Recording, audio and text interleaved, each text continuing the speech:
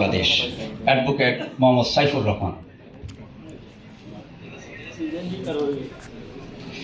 আসসালামু আলাইকুম ওয়া রাহমাতুল্লাহি ওয়া বারাকাতুহু।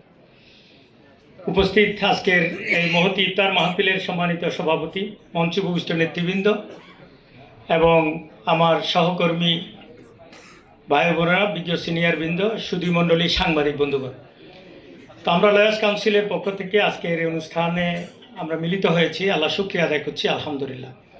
রাসূলুল্লাহ সাল্লাল্লাহু আলাইহি ওয়াসাল্লামের একটা হাদিস থেকে আমি দুই একটি কথা বলতে চাই। রাসূল সাল্লাল্লাহু বলেছেন, কোনো ব্যক্তি যদি রমজানের রোজা রাখে তাকে গুনাহ মাপের জন্য দুইটা শর্ত পূরণ করতে হবে। মান সামা রামাদানা ঈমানান ওয়া ইহতিসাবা গুফিরা লাহু মা তাকাদ্দামা মিন জামবি। কোনো ব্যক্তি যদি ঈমান এবং ইহতিসাবের সাথে রোজা রাখে তার জীবনের সমস্ত গুনাহগুলো আল্লাহ মাফ করে দেবেন। তাহলে মান সামা রামাদানা ঈমানান ওয়া ইহতিসাবা, তো ঈমানটা কি?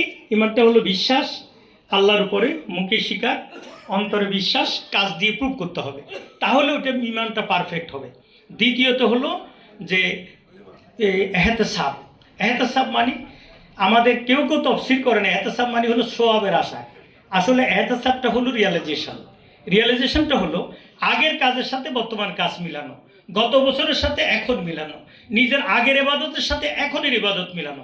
এইভাবে মিলাই যদি পরিশুদ্ধ হতে পারে তাহলে তার জীবনের সমস্ত গুনাহ মাফ হয়ে যাবে। আল্লাহ রাব্বুল আলামিন এই হাদিসটি আমল করার তৌফিক দান করুক, আমিন। ওয়া আখির দাওয়ানা আনিল হামদুলিল্লাহি রাব্বিল আলামিন।